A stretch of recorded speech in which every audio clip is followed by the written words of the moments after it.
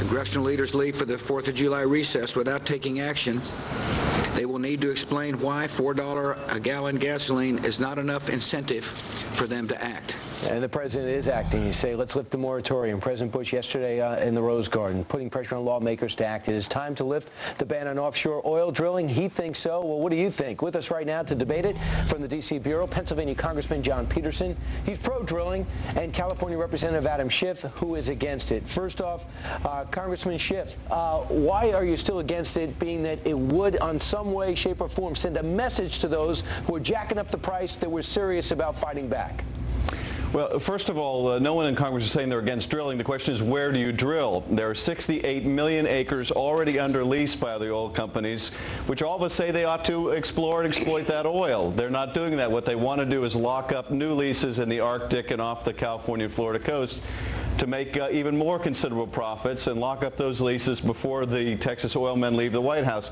That's not the answer for two reasons. First, even if we exploit all the oil in the Arctic and off of California, New Jersey, if we put an oil derrick across every beach in America and in every national park, we still only have 1 to 3% of the world's oil supply, but we consume 25% of the world's oil production. The numbers aren't there. They're never going to be there, and we can't drill our way out of this problem. But in the short term, it might be able to help, right, Congressman Peterson? Yes, I've had the bill that we were going to do, but was canceled this week, that would open up the outer continental shelf from 50 miles out. We're the only country in the world that's locked up 85% of our offshore land. That's where most parts of the world produce a great portion of their energy. America is going to have a economic future is going to have a heart attack because of a lack of like blood flowing through our brains. You know, when our heart doesn't get enough blood, we have a heart attack. Our economic future cannot grow with $135 oil and $13 natural gas. $13 natural gas is deadly to the economic future of this country. Nobody's talking much about natural gas. They're just talking about oil. But our home heating is going to double next year. Natural gas is not a world price. We're the highest price in the world. Right. Petrochemical, polymers, plastic, and fertilizer, they're not going to be here. Now, what about Congressman Schiff's point that the oil companies are not drilling on the land they've already got for leased? They're old, tired fields. They were drilling 3 times as many wells, getting less energy because they're in old, tired fields. They're not in the good production. Many of those have proven not to be good lands. We need to open up fertile areas that we know there's lots of gas, lots of oil, and we need to produce it now, not later. Those tired fields have enough oil to supply the country for 10 years. That's not very tired, particularly when oil is at 130 bucks a barrel.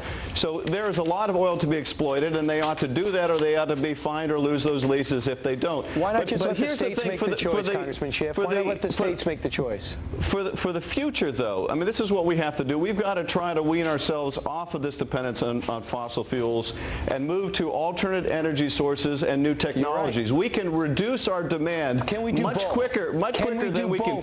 Yes, we can. We can, and we should. We can and we should. We should drill where we already have leased the land, and we should wean ourselves off of fossil fuels. The thing is, though, if we invest all in drilling, if we drill everywhere that my colleague John wants to drill, it's still going to take us anywhere from 3 to 10 years to produce that oil. The price will immediately drop the minute America lifts its moratorium because the message will be sent around the globe. The price will immediately drop if we make the decision now to invest in these alternative energy sources. We need a Laverne and Shirley of just oil talk because we have a lot more ground to cover, but unfortunately we're out of time. Thanks so much, John Peterson and Congressman Adam Schiff.